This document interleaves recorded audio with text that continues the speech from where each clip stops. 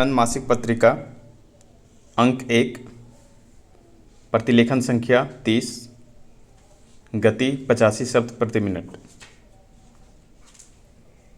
महोदय, इन पूंजीपति लोगों ने छोटे उद्योगियों को भी अपने हाथ में लिया फर्जी नामों से, और इसका नतीजा यह हुआ कि छोटा आदमी जो सरकार से कर्जा लेकर छोटे उद्योग धंधे चला रहा था, आज वह असफल हो गया है। आज वह बेकार हो गया है और सरकार के कर्ज की अदायगी वह नहीं कर पा रहा है। मान्यवर, मैं आपसे निवेदन कर रहा था कि देश में बेकारी की समस्या को अगर ख़त्म करना है, गरीबी की समस्या को अगर ख़त्म करना है, तो छोटे उद्योग धंधों के ऊपर आपको ध्यान देना होगा। मान्यवर, देश के अंदर बहुत सी ज़मीन बेकार है, उसर है, परती है, बंजर है। इसलिए जो ज़मीन बेकार पड़ी हुई है, उसकी तरफ सरकार को ध्यान देना चाहिए। लेकिन सरकार ने उस ज़मीन को उपजाऊ बनाने के लिए, उस ज़मीन के लिए सरकार ने कोई काम नहीं दिया। महोदय, हमारी पार्टी की सरकार उत्तर प्रदेश में थी। हमारे नेता श्री मुलायम सिंह यादव वहाँ के मुख्यमंत्री थे। उन्होंने वहाँ पर भूमि सेना बनाई थी।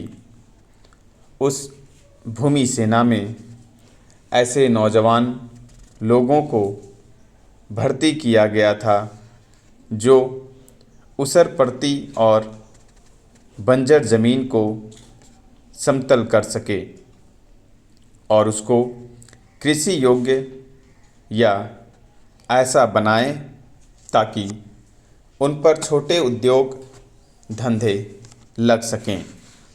ऐसी उनकी योजना थी।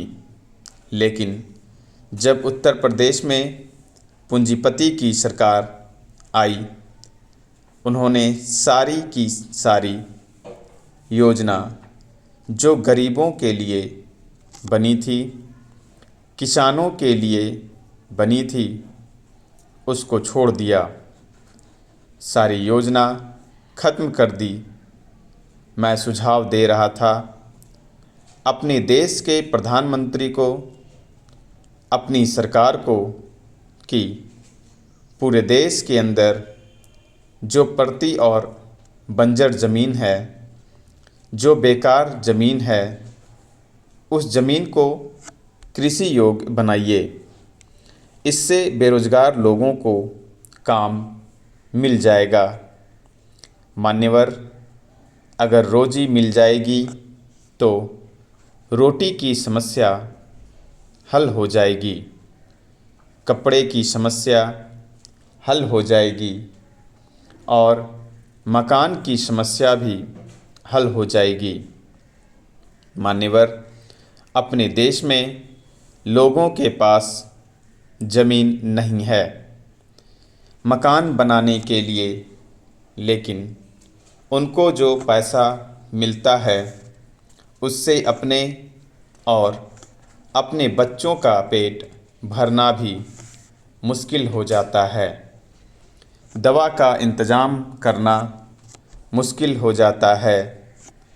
मान्यवर, इस देश में ज़मीन सोने की तरह महंगी हो तो ऐसी हालत में कैसे वह ज़मीन खरीद सकता है।